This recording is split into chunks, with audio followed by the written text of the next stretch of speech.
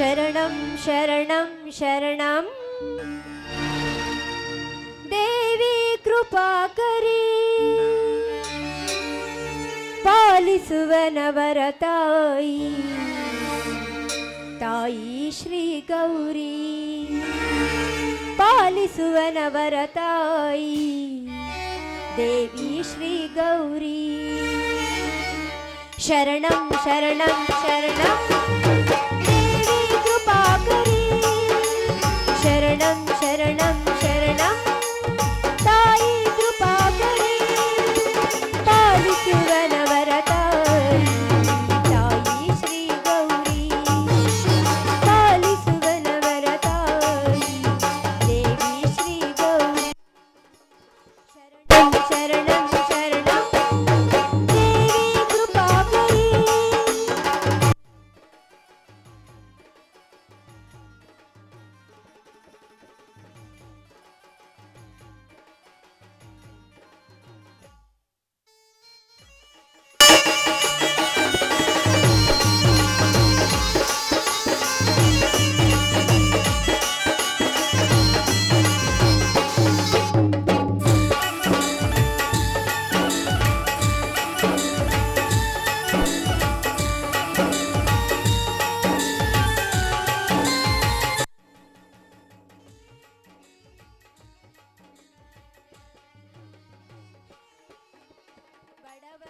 ಬಾಳಿಗೆ ನೀ ಬೆಳಕಾಗಿ ಬಾರಮ್ಮ ನಂಬಿದ ಭಕ್ತರನು ಕರುಣಿಸಿ ಕಾಯಮ್ಮ ಪಾಲಿಸುವನವರ ತಾಯಿ ತಾಯಿ ಶ್ರೀ ಗೌರಿ ಪಾಲಿಸುವನವರ ತಾಯಿ ದೇವಿ ಶ್ರೀ ಗೌರಿ ಶರಣಂ ಶರಣಂ ಶರಣಂ ದೇವಿ ಕೃಪಾಕರಿ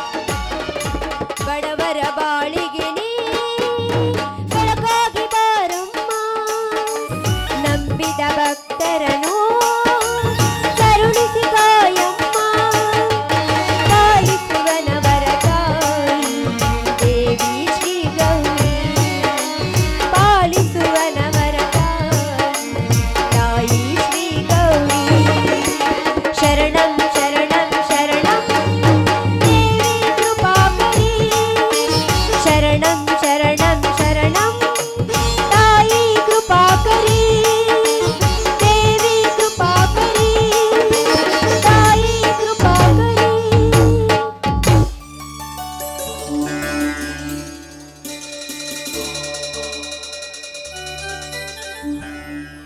ಸರ್ವಮಂಗಲ ಮಾಂಗಲ್ಯ ಶಿವೆ ಸರ್ವಾರ್ಥ ಸಾಧಿಕೆ ಶರಣೇ ತ್ರಯಂಬಕಿ ದೇವಿ ನಾರಾಯಣಿ ನಮೋಸ್ತುತಿ ಅಮ್ಮ ಬನಶಂಕರಿ ತಾಯಿ ನಿನಗೆ ನನ್ನ ಕೋಟಿ ಕೋಟಿ ನಮಸ್ಕಾರಗಳು ತಾಯಿ ನಮಸ್ಕಾರಗಳು ಎಂದು ಯುಗಾದಿ ಹಬ್ಬ ಅಲ್ವಾ ಯುಗಾದಿ ಹಬ್ಬ ಅಂದರೆ ಎಲ್ಲರಿಗೂ ಸಂಭ್ರಮ ದಿನ ಇಂದು ಯುಗಾದಿ ಹಬ್ಬ ದಿನ ನಮ್ಮ ಸಂಸಾರವನ್ನು ಕಾಪಾಡುವಂಥ ಆ ಬನಶಂಕರಿಯಲ್ಲಿ ನಾನು ಯಾವಾಗಲೂ ಬೇಡ್ಕೋತೀನಿ ತಾಯಿ ಯಾವಾಗಲೂ ಬೇಡ್ಕೋತೀನಿ ನಮ್ಮ ಸಂಸಾರ ಹೀಗೆ ನಗು ನಗುತ್ತಿದೆ ಅಂತ ಆ ದೇವರಲ್ಲಿ ನಾನು ಬೇಡ್ಕೊಳ್ತೀನಿ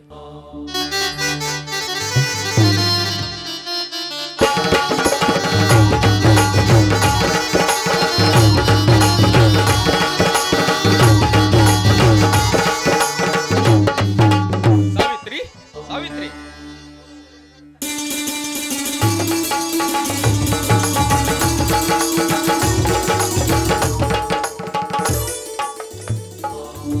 ಬನ್ನಿರಿ ನಿಮ್ಮ ದಾರಿಯನ್ನೇ ನಾನು ಕಾಯ್ತಿದ್ದೆ ಯಾಕಾದರೂ ಇಷ್ಟೊತ್ತು ಬರಲಿಲ್ಲ ಅಂತ ನಿಮ್ಮ ಬಗ್ಗೆ ಯೋಚನೆ ಮಾಡ್ತಿದ್ದೆ ಅಂದಾಗಿ ಯಾಕ್ರಿ ಬರೋತ್ತೇಳಾಯ್ತು ಆಯ್ತು ರೀ ಮೊದಲು ಹೋಗಿ ಆ ದೇವರಿಗೆ ನಮಸ್ಕಾರ ಮಾಡಿ ಬನ್ನಿ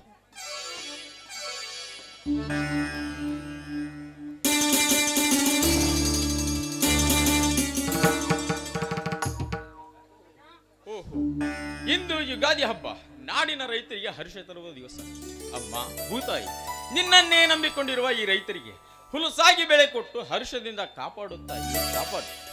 ಹೌದು ರೀ, ಭೂತಾಯಿಯನ್ನು ನಂಬಿದರೆ ಆ ಭೂತಾಯಿ ನಮಗೆ ಆಸರೆ ಅಲ್ವೇದ್ರಿ. ಆದರೂ ಸಾವಿತ್ರಿ, ಎಷ್ಟೋ ಜನ ರೈತರು ಈ ಭೂತಾಯಿಯನ್ನು ಮಾರಿ ಪಟ್ಟಣ ಸೇರಿಕೊಂಡಿದ್ದಾರೆ. ಆದರೆ ನಾನು ಮಾತ್ರ ಹಾಗಲ್ಲ. ಇದೇ ಮಣ್ಣಿನಲ್ಲಿ ಹುಟ್ಟಿ ಇದೇ ಮಣ್ಣಿನಲ್ಲಿ ಬೆಳೆದು ಹೊನ್ನು ತೆಗೆಯುತ್ತೇನೆ. ಈ ಜಗತ್ತಿಗೆ ಅನ್ನ ಕೊಡುವ ಈ ಭೂತಾಯಿ ಎಲ್ಲರಿಗೂ ಬಂಗಾರದಂತ ಬೆಳೆ ಕೊಟ್ಟು ಹರ್ಷದಿಂದ ಕಾಪಾಡಲೆಂದು ಆ ತಾಯಿಯಲ್ಲಿ ಬೇಡಿಕೊಳ್ಳುತ್ತೇನೆ. ಹೌದು ಸ್ವಾಮಿ, ನಿಮ್ಮ ಮಾತು ನಿಜ. ರೈತನಿಂದಲೇ ಜಗವೆಲ್ಲವೂ. ರೈತ ಬಿಕ್ಕಿದರೆ ಒಕ್ಕುದು ಜಗವೆಲ್ಲ ಅನ್ನಂತೆ ರೈತ ಕಷ್ಟಪಟ್ಟು ಬೆವರಿಸಿ ದುಡಿದ್ರೆ ಮಾತ್ರ ಜನರೆಲ್ಲ ಮೃಷ್ಟಾನ ಊಟ ಮಾಡ್ತಾರೆ ಅಲ್ವೇನ್ರಿ. ಅಂದಹಾಗೆ ಇದೇನ್ರಿ, ರೈತರ ಸಮಾವೇಶಕ್ಕೆ ಅಂತ ಹೋದ್ರಲ್ಲ, ಏನಾಯ್ತ್ರಿ ವಿಷಯ? ಆಗೋದೇನಿದೆ ಸಾವಿತ್ರಿ? ಯಾಕ್ರಿ, ಯಾಕೆ ಇಷ್ಟೊಂದು ಅಸಮಾಧಾನದಿಂದ ಮಾತನಾಡ್ತಿದ್ರಲ್ಲ, ಏನಾಯ್ತ್ರಿ? ಇಂದಿನ ಈ ರಾಜಕಾರಣಿಗಳ ಸುಳ್ಳು ಆಶ್ವಾಸನೆ ಕೇಳಿ ಕೇಳಿ ಬೇಸತ್ತು ಹೋಗಿದೆ ಸಾವಿತ್ರಿ. ಸುಮಾರು ವರ್ಷಗಳಿಂದ ನಮ್ಮ ಕೂಸನೂರು ಕೆರೆಗಳಿಗೆ ನೀರು ತುಂಬಿಸುವ ಯೋಜನೆಯನ್ನು ನಮ್ಮ ರೈತರೆಲ್ಲ ಹೋರಾಟ ಮಾಡುತ್ತಿದ್ದರೆ, ಓಟಿನ ಆಸೆಗಾಗಿ ಚುನಾವಣೆ ಸಂದರ್ಭದಲ್ಲಿ ಬಂದಾಗ ನಿಮ್ಮ ಕೆರೆಗಳಿಗೆ ಎಲ್ಲ ನೀರು ತುಂಬಿಸುವ ವ್ಯವಸ್ಥೆಯನ್ನು ಮಾಡುತ್ತೇವೆ ಎಂದು ಸುಳ್ಳು ಆಶ್ವಾಸನೆ ಕೊಟ್ಟು ನೋಟ್ ಹಾಕಿಸಿಕೊಂಡು ಆಗ ದೊಡ್ಡವರಾಗಿ ಆಮೇಲೆ ಏನು ಮಾಡುತ್ತಾರೆಂದರೆ, ಓಟ್ ಅವರು ದೊಡ್ಡವರಾದ ನಂತರ ಆಮೇಲೆ ತಮ್ಮ ಖಜಾನೆಯನ್ನೇ ತುಂಬಿಸಿಕೊಳ್ಳುವುದರಲ್ಲಿ ತಮ್ಮ ಅವಧಿ ಮುಗಿದು ಹೋಗಿರುತ್ತದೆ. ಕೇಂದ್ರದಲ್ಲಿ ನಮ್ಮ ಸರ್ಕಾರ ಇಲ್ಲ, ಮುಂದಿನ ಸರ್ಕಾರ ಬಂದರೆ ಖಂಡಿತವಾಗಿ ನಿಮ್ಮ ಬೇಡಿಕೆಯನ್ನು ಈಡೇರಿಸುತ್ತೇವೆ ಎಂದು ಹೇಳಿ ರಾಜಕೀಯ ಕುರ್ಚಿ ಮೇಲೆ ಕುಳಿತು ದರ್ಬಾರ ನಡೆಸುತ್ತಿದ್ದಾರೆ ಇಂದಿನ ರಾಜಭಕ್ಷಕರು. ಹೌದು ಸ್ವಾಮಿ, ನಿಮ್ಮ ಮಾತು ನಿಜ. ಇಂದಿನ ರಾಜಕೀಯ ಪರಿಸ್ಥಿತಿ ಹಾಗಿದೆ ಸ್ವಾಮಿ. ಯಾರು ಏನು ಮಾಡೋಕ್ಕಾಗುತ್ತೆ ಹೇಳಿ? ತಮ್ಮ ಸಾರ್ಥಕ್ಕೆ ಇಂದಿನ ದೀನ ಮಾನವರು ಏನು ಮಾಡ್ತಾರೆ ಗೊತ್ತಾ? ಪ್ರಮಾಣ ವಚನ ಸ್ವೀಕಾರ ಮಾಡುವಾಗ ಭೂತಾಯಿಯ ಮಳೆಯಲ್ಲಿ ಪ್ರಮಾಣ ವಚನ ಮಾಡಿ ಆಮೇಲೆ ನಮ್ಮ ಸ್ವಾರ್ಥಕ್ಕೆ ಎಲ್ಲವನ್ನು ಮರ್ತು ಬಿಡ್ತಾರೆ ಅವರು. ಅಷ್ಟೇ ಅಲ್ಲ ಸಾವಿತ್ರಿ, ಓಟು ಬೇಕಾದಾಗ ಕಾಲಾದರೂ ಹಿಡಿಯುತ್ತಾರೆ, ಕೈಯಾದರೂ ಮುಗಿಯುತ್ತಾರೆ. ಆಗ ಭಿಕ್ಷೆ ಬೇಡಿ ಭಕ್ಷಕರಾಗುತ್ತಾರೆ.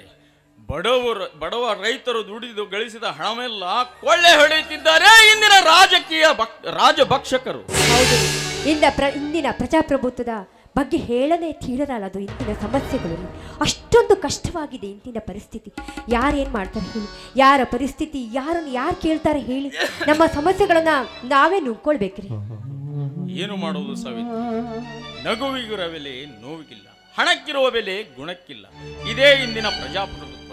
ಅಂತೆಯೇ ಮಹಾತ್ಮ ಗಾಂಧೀಜಿಯವರು ರಾಮರಾಜ್ಯ ಮಾಡುವ ಕನಸನ್ನು ನನಸು ಮಾಡುವುದನ್ನು ಬಿಟ್ಟು ಅನ್ಯಾಯ ಅಧರ್ಮದ ಹಾದಿ ಹಿಡಿದು ಕೊಲೆ ಸುಲಿಗೆ ಅತ್ಯಾಚಾರವೆಸಗಿ ಸರ್ಕಾರಿ ಆಸ್ತಿಯನ್ನು ಕಬಳಿಸಿ ಬಡವರ ಹೆಣದ ಮೇಲೆ ಪಾಪದ ಮಾಲ ಕಟ್ಟಿ ಹಗಲುಗಳ್ಳರಾಗಿ ರಕ್ತ ಸಿಂಹಾಸನದ ಮೇಲೆ ಮೆರೆಯುತ್ತಿರುವರಲ್ಲ ಆ ನಾಗೇಂದ್ರ ಪ್ರಸಾದನಂತ ಗೋಮುಖ ವ್ಯಾಘ್ರಗಳು ಇನ್ನೂ ತುಂಬಿಕೊಂಡಿವೆ ಈ ಜಗದಲ್ಲಿ. ಅಂಥವರನ್ನು ಮಚ್ಚಿನಿಂದ ಕೊಚ್ಚಿ ಹಾಕಿದಾಗಲೇ ಸ್ವಾತಂತ್ರ್ಯ ಸಿಗುವುದು ನಮ್ಮಂತ ಹಳ್ಳಿ ಬಡ ರೈತರಿಗೆ. ಹೌದು ಸ್ವಾಮಿ, ನೀವು ಹೇಳ್ತಿರೋ ಮಾತು ನಿಜ. ನಿಮ್ಮಂಥ ಪುರುಷರು ಎಲ್ಲರೂ ಒಗ್ಗಟ್ಟಾಗಿ ಅವರ ವಿರುದ್ಧ ಹೋರಾಡಿದರೆ ಅವರ ಅಹಂಕಾರ ಎಲ್ಲ ಇಳಿದು ಹೋಗುತ್ತೆ. ಬೆಳಿಗ್ಗೆ ಹೋದವರು ಏನು ತಿನ್ನದೆ ಹಾಗೆ ಹೋಗಿದ್ರಲ್ಲ, ಬನ್ರಿ ಒಳಗೋಗಿ ಊಟ ಮಾಡೋಣ ಬನ್ನಿ. ಅಂದರೆ ಇಷ್ಟೊತ್ತಾದರೂ ನೀನು ಊಟ ಮಾಡಿಲ್ಲವೇ? ಯಾವತ್ತಾದರೂ ನಿಮ್ಮನ್ನು ಬಿಟ್ಟು ನಾನು ಯಾವತ್ತಾದರೂ ಊಟ ಮಾಡಿದ್ದೀನ? ನಾನು ಎಂತಹ ಭಾಗ್ಯಶಾಲಿ ಸಾವಿತ್ರಿ. ನಿನ್ನಂಥ ಧರ್ಮ ಪತ್ನಿಯನ್ನು ಪಡೆಯಬೇಕಾದರೆ ನಾವು ಹುಟ್ಟಿ ಬೆಳೆದು ದೊಡ್ಡವರಾಗುವವರೆಗೂ ತಾಯಿಯ ಪ್ರೀತಿ ವಾತ್ಸಲ್ಯ ಕಾಣುತ್ತೇವೆ. ಅದೇ ದೊಡ್ಡವರಾದ ನಂತರ ಹೆಂಡತಿಯನ್ನು ಮಾಡಿಕೊಂಡ ಮೇಲೆ ಆ ಪ್ರೀತಿ ವಾತ್ಸಲ್ಯವನ್ನು ಹೆಂಡತಿಯಲ್ಲಿ ಕಂಡಾಗ ತಾಯಿ ಸ್ವರೂಪ ಎನ್ನುತ್ತಾರೆ. ಆ ಮಾತೃತ್ವವನ್ನು ನಾನು ನಿನ್ನಲ್ಲಿ ಪಡೆಯುತ್ತೇನೆ ಸಾವಿತ್ರಿ.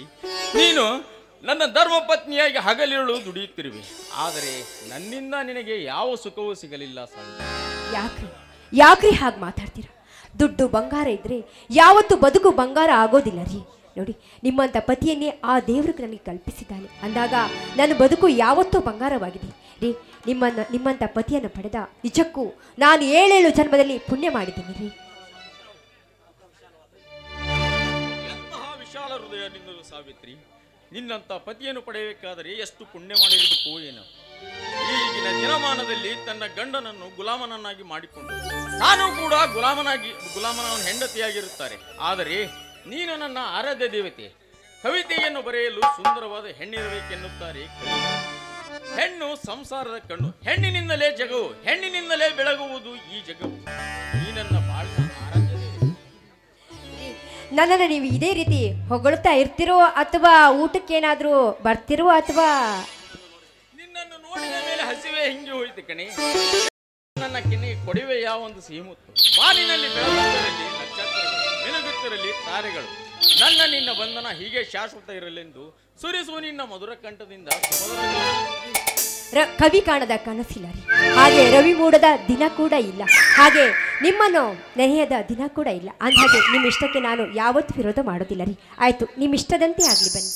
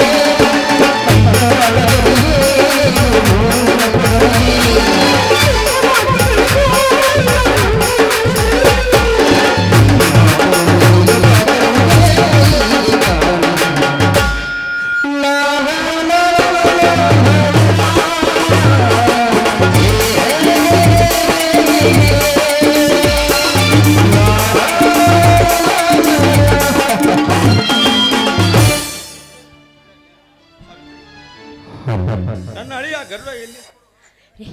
ಇವತ್ತು ಯುಗಾದಿ ಹಬ್ಬ ಅಲ್ವೇನೆ, ಭೂಮಿ ತಾಯಿಯ ಪೂಜೆ ಮಾಡಿ ಉಳುಮೆ ಮಾಡಿ ಪೂಜೆ ಮಾಡಲು ಹೋಗಿದ್ದಾನೆ ಅಂತ ನೋಡಿ. ನೆನೆಸ್ತು ಇಷ್ಟರಲ್ಲಿ ನನ್ನ ಮೈದಿನ ಬಂದೇ ಬಿಟ್ಟ ನೋಡ್ರಿ ಇಲ್ಲಿ. ಅಕ್ಕ ಮಾವ, ಭೂತಾಯಿನ ಹದ ಮಾಡಿ ಬೆಳೆ ಬೆಳೆಯಲು ಕಾಣಿಬೋತರ ಬಸವಣ್ಣನ ಪೂಜೆ ಮಾಡೋಣ ಬನ್ನಿ.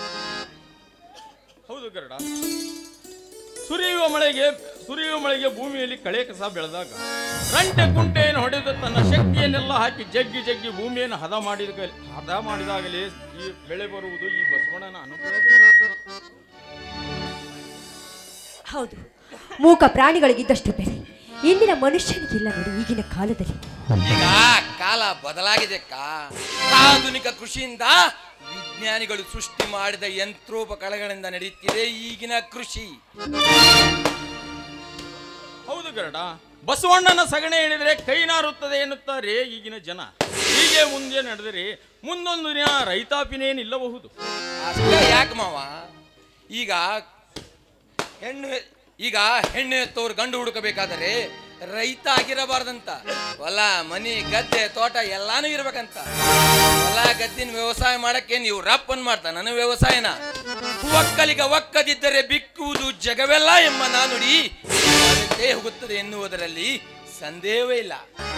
ನಿಜ ಗರುಡ, ದೇಶಕ್ಕೆ ಅನ್ನ ಕೊಡುವ ರೈತನಿಗೆ ಬೆಲೆ ಇಲ್ಲದಂತಾಗಿದೆ ಈಗಿನ ಕಾಲದಲ್ಲಿ. ಯಾಕ್ರಿ ಹಾಗೆ ಮಾತಾಡ್ತೀರಾ ನೋಡಿ, ಪ್ರತಿಯೊಬ್ಬರಿಗೂ ಒಂದು ಬೆಲೆ ಇದ್ದೇ ಇರುತ್ತೆ.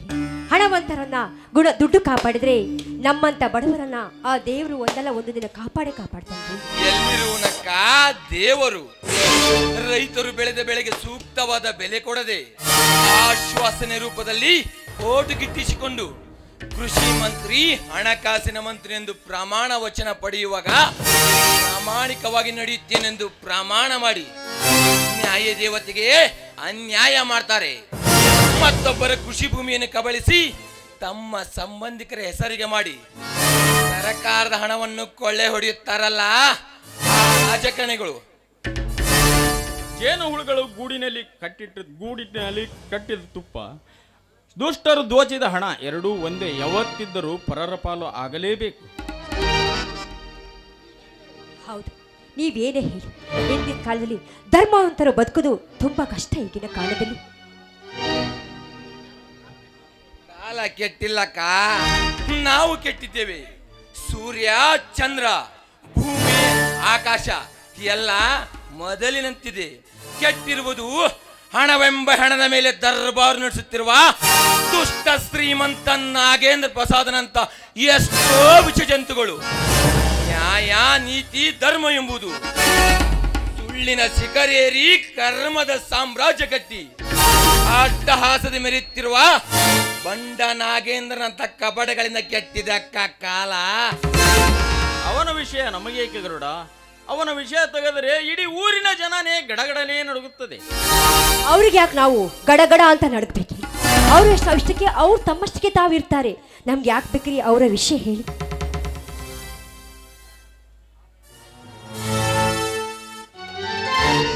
ಅಪ್ರೂಟದ ಮಗನಂಗೆ ಹೇಳಿ ನೋಡಪ್ಪ ಧರ್ಮಣ್ಣ. ಯಾಕಂದ್ರ ನಮ್ಮ ನಾಗೇಂದ್ರ ಸಾವುಕಾರ ಈ ಊರಿಗೆ ದೊಡ್ಡವರು. ಅವರನ್ನ ಎದುರು ಹಾಕ್ಯಂಡ್ರ ಉಳಿಗಾಲನ ಇಲ್ಲ ಈ ಭೂಮಿ ಮೇಲೆ. ಅವರು ಹೇಳಿದ್ದ ವೇದವಾಕ್ಯ. ಆ ದುಷ್ಟನ ಹರಿಕತೆ ಹೇಳಲು ಬಂದಿರುವೆ ನಮ್ಮ ಮುಂದೆ. ಆ ನಾಗೇಂದ್ರನ ಎಂಜಲು ತಿಂದು ಬದುಕು ನೀನು. ಅವನ ವೇದವಾಕ್ಯ ನೀನೇ ಕೇಳು. ಮೊದಲು ನಮ್ಮ ಮನೆ ತನಕ ಬಂದ ಕಾರಣವೇನು ಹೇಳು. ವೆಂಕಟ ಶೆಟ್ಟಿ ಅವ್ರಿ, ನನ್ನ ಹತ್ತಿರ ಏನಾದರೂ ಕೆಲಸವಿತ್ತೆ? ಹೌದಪ್ಪ ಧರ್ಮಣ್ಣ, ಏನಾರ ಕೆಲಸ ಇದ್ರನ ಈ ವೆಂಕಪ್ಪ ಶೆಟ್ಟಿ ಪ್ರವೇಶ ಮಾಡ್ತಾನ. ಇಲ್ಲಕ್ಕಂದ್ರ ನಿಮ್ಮ ಮನೆ ತನಕ ನಾ ಯಾಕೆ ಬರ್ತಿದ್ನೋ ತಮ್ಮ? ನಮ್ಮ ನಾಗೇಂದ್ರ ಸಾವುಕಾರು ನಿನ್ನ ಕರ್ದ ಅಂತ ಕಳ್ಸ್ಯಾರ, ಅದಕ್ಕೆ ಕರ್ಯಾಕ್ ಬಂದಾನೋ ತಮ್ಮ. ನಮ್ಮ ಹತ್ರ ಏನ್ ಕೆಲ್ಸ್ರಿ ವೆಂಕಪ್ಪ ಶೆಟ್ಟಿ ಅವ್ರ? ನಮ್ಮ ಅವನ್ ಯಾಕೆ ಬರಕ್ಕೆ ನಾ ನಿಮ್ಮ ಸಾವುಕಾರ. ನೋಡಪ್ಪ, ಅದೆಲ್ಲ ವಿಚಾರ ಮಾಡೋಕೆ ಮಾವನವ್ರು ಇದ್ದಾರೆ. ನೀನ್ ಯಾಕಪ್ಪ ಇಷ್ಟೊಂದು ವೆಂಕಟ ಶೆಟ್ಟಿ ಅವರೇ, ನೀವಾದ್ರೂ ಹೇಳಿ. ನೋಡಿ ಸಾವಿತ್ರಮ್ಮ, ಅದೆಲ್ಲ ಗೊತ್ತಿಲ್ಲ. ಧರ್ಮವಂತನ ಕರ್ದವ ಅಂತ ಕಳ್ಸ್ಯಾರು, ಅದಕ್ಕೆ ಬಂದನಿ. ಬರೋದು ಬಿಡೋದು ನಿಮಗ್ ಬಿಟ್ಟದ್ದು. ನಿಮ್ಮ ಸಾವುಕಾರನ ಹತ್ರ ನಮ್ಮದೇನೆ ಕೆಲಸ. ತನ್ನ ಕೆಲ್ಸಿದ್ರ ಆ ನಿಮ್ಮ ಸಾವುಕಾರ್ಗ ಬಂದು ಭೇಟಿ ಆಗ ಕೇಳು. ಗರುಡ, ಎಷ್ಟೇ ಆದರೂ ಅವರು ದೊಡ್ಡವರಿಗೆ ಹಾಗೆ ಮಾತನಾಡುವುದು ತರವಲ್ಲ. ಹಣದಲ್ಲಿ ದೊಡ್ಡವನಿರಬಹುದು, ಆದರೆ ಗುಣದಲ್ಲಿ ನಾಯಿಗಿರುವಷ್ಟು ನಿಯತ್ತು ಕೂಡ ಅವನಿಗಿಲ್ಲ. ಆ ನಾಗೇಂದ್ರನ ನಾಲಿಗೆಯಲ್ಲಿ ಜೇನುತುಪ್ಪವಿದ್ದರು, ಹೃದಯದೊಳಗೆ ವಿಷ ತುಂಬಿಕೊಂಡಿರುವ ಘಟಸರ್ಪವನು. ಸತ್ಯವರೇ, ಬರುವುದಿಲ್ಲ ಅಂತ ಹೋಗಿ ಹೇಳಿ ಆ ನಿಮ್ಮ ಸಾಹುಕಾರನಿಗೆ. ಏ ತಮ್ಮ ಗರುಡ, ಅಷ್ಟಾಗಿ ಸಿಟ್ಟು ಮಾಡ್ಕೊಂತೀವೋ ಏನ? ಜಮೀನಿನ ಸುದ್ದಿ ಮಾತಾಡೋದೈತಿ, ಧರ್ಮವಂತನ ಕರೆದವ ಅಂತ ಕಳ್ಸ್ಯಾರ, ಅದಕ್ಕೆ ಅಷ್ಟು ಸಿಟ್ಟು ಮಾಡ್ಕೊಂತಾನ ತಮ್ಮ. ಅಮ್ಮ ಧರ್ಮಣ್ಣ, ಅದೇನೋ ಒಂಚೂರು ಬಂದು ಬೆಟ್ಟಾಗ ಹೋಗ್ಬಿಡು ತಮ್ಮ. ಆಯ್ತು ವೆಂಕಟಪ್ಪ ಶೆಟ್ಟಿ ಅವ್ರಿ, ನಾನೇ ಬಂದು ಭೇಟಿ ಆಗ್ತೀನಿ, ನೀವು ನಡೀರಿ. ಸ್ವಲ್ಪ ಲಗುನ ಬಾರಪ್ಪ, ಯಾಕಂದ್ರ ನಾವು ವಯಸ್ಸಾದ ಮನುಷ್ಯರು. ಆಯ್ತು ನಡ್ರಿ, ಹಗಲೆಲ್ಲ ಅಡ್ಡಾಡ್ಸಕ್ಕಾಗ್ತಾನೋ ತಮ್ಮ, ನಾ ಬರ್ರಿ ಆಗ್ಯಾರ. ಆಯ್ತು. ಅಲ್ಲ, ನೀವು ಹೀಗೆ ಮಾತಾಡ್ತಾ ನಿಂತಿರ್ತೀರೋ ಅಥವಾ ಊಟಕ್ಕೇನಾದರೂ ಬರ್ತಿರೋ ಅಥವಾ ಇಲ್ವೋ? ಬರ್ತೇವೆ, ಬನ್ನಿ ಹೋಗೋಣ. ಆಯ್ತಪ್ಪ.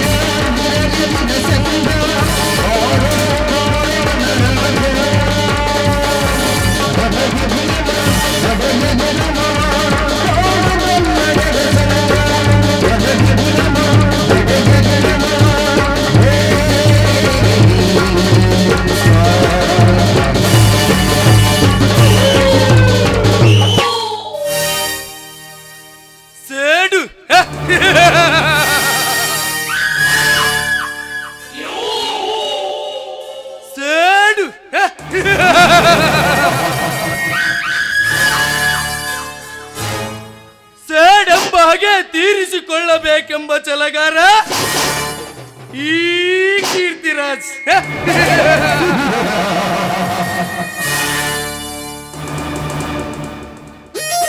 ಶಕುನಿ ತನ್ನ ಹಗೆ ತೀರಿಸಿಕೊಳ್ಳಲು ಮಹಾಭಾರತ ಯುದ್ಧವೇ ನಡೆದು ಹೋಯಿತು.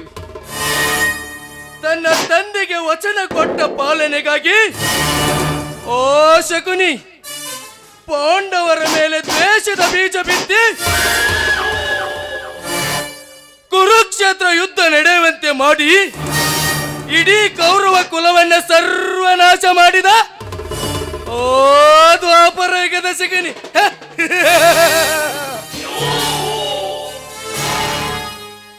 ಈ ಕಲಿಯುಗದಲ್ಲಿ ನಮಗೆ ಮೋಸ ಮಾಡಿ ನಮ್ಮ ತಂದೆಯನ್ನು ಕೊಲೆ ಮಾಡಿ ನಾನೇ ಕುಬೇರನೆಂದು ಮೆರೆಯುತ್ತಿರುವನಲ್ಲ ಓ ನಾಗೇಂದ್ರ ಪ್ರಸಾದ್.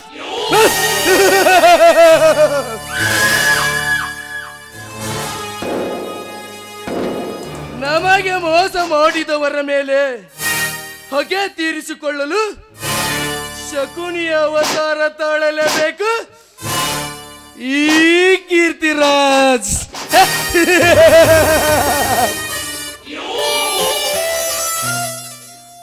ಕಲ್ಲು ಹೊಡೆದ ಗಾಯ ಸ್ವಲ್ಪ ದಿನದಲ್ಲಿ ಮಾಯಬಹುದು, ಆದರೆ ನಮ್ಮ ಮನೆತನಕ್ಕೆ ಮೋಸ ಮಾಡಿ ನಮ್ಮ ಸರ್ವ ಆಸ್ತಿಯನ್ನು ಕಬಳಿಸಿ ನಮ್ಮ ತಂದೆ ತಾಯಿಯನ್ನು ಕೊಲೆಗೈದು ನೋನೆ ಕುಬೇರನೆಂದು ಮೆರೆಯುತ್ತಿರುವನಲ್ಲ. ನಾಗೇಂದ್ರ ಪ್ರಸಾದ್, ನೀನೇ ಬುದ್ಧಿವಂತನೆಂದು ಬೀಗುತ್ತಿರುವೆಯಲ್ಲ. ನಿನ್ನನ್ನು ಭಿಕ್ಷುಕನಂತೆ ತುತ್ತು ಅನ್ನಕ್ಕಾಗಿ ಬೀದಿ ಬೀದಿ ಅಲೆದಾಡುವಂತೆ ಮಾಡದಿದ್ದರೆ ನನ್ನ ಹೆಸರು